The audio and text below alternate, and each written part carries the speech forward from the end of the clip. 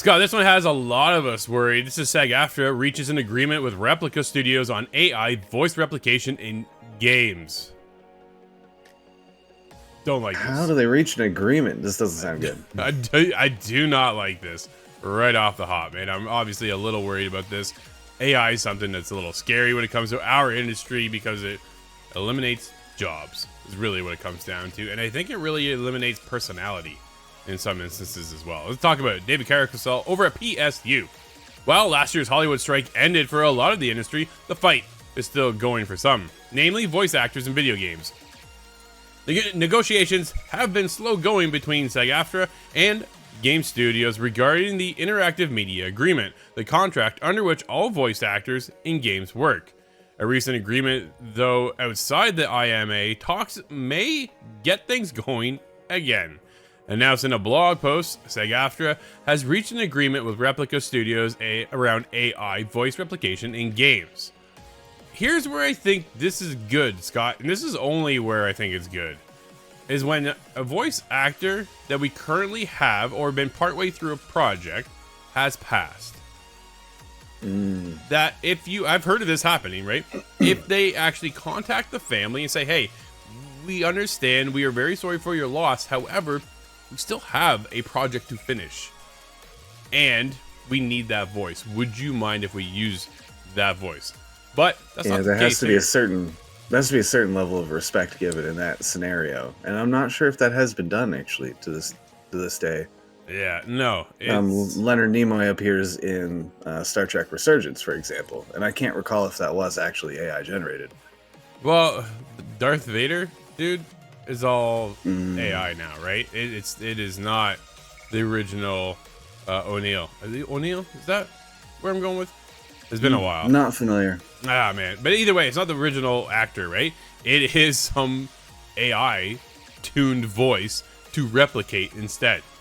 Which then, okay, what happens? Because voice actors are paid by the line. We've talked to a lot of voice actors. Jane Perry, big friend of the show.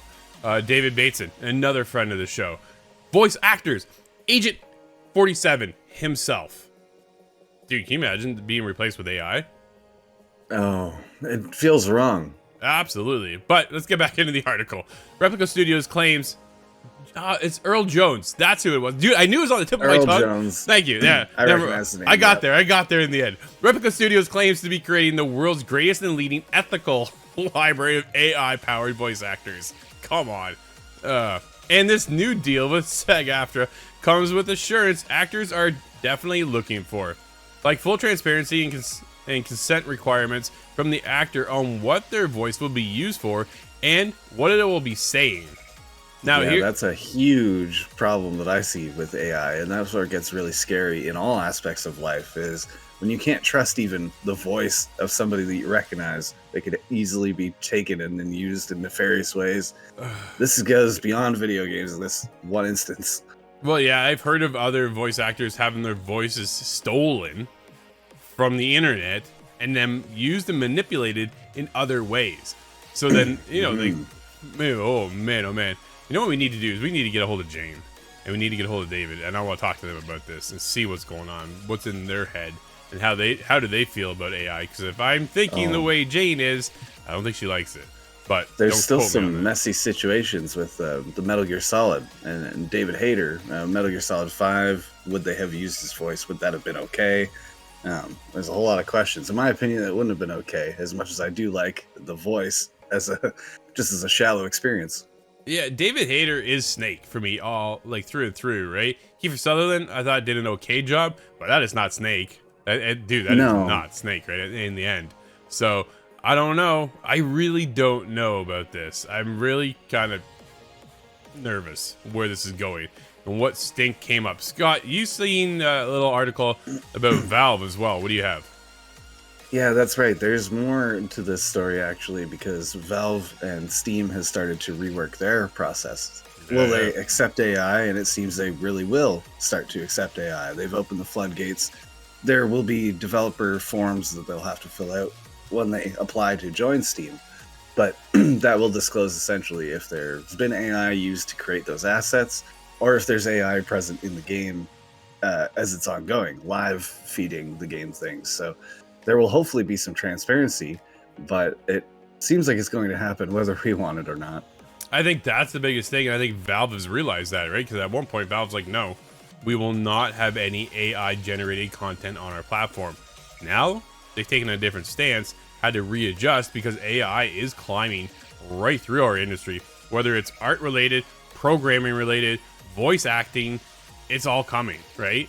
So to the point now where it kind of gets into, when you take a look at, for example, we've talked about Ubisoft on the show a lot, quite a lot, and they now have an AI-generated bark line, more or less, right? So all the NPCs in the background, they have an AI formation that allows them just to spit out dialogue, so they don't have somebody sitting down just typing out meaningless lines at the end of the day. Instead, they allow those people to go work and create other parts of the game and just have AI spit out those lines. I see where the benefit is to that, right? But again, that's, you now just took somebody's job, perhaps, maybe, right? But these teams are so big to start with when it comes to some of these games. If you're a smaller team, an indie team with only a handful of people, maybe using some of this AI creation tools would be helpful to get their game to that next level and to then push them to get them their game out earlier. And that's the other side of it too. Games take so long. With the help of AI, Scott, maybe now instead of 5, 6, 7 years, we're 3, 4 years, right? Like back in the old days, man, you can pump out a game in 6 months.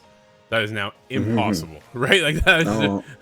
I think we're seeing these two indies and major developers kind of blend together into two right now. Where, to your point, I think indie devs can punch above their weight if they're using certain tools like that. But at the same time, you see those big AAA developers maybe water down their content in favor of AI, cheapening the process. But like you say, last year is a great indicator. This is not a sustainable industry the way it's been going. There has to be some sort of cost cut. Absolutely. There's been one layoff after another, right? But maybe still AI. Keep going. It's still, man, like we could have talked about more on in today's show. But Replica Studios has also already worked with other developers like Squanch Games, Hangar 13, Crytek, and more. Dude, it's out there. It just doesn't seem like it's going to stop. AI is something that is definitely here in our industry. It's just a matter of how they're going to take it. And voice acting now is the biggest concern on the forefront.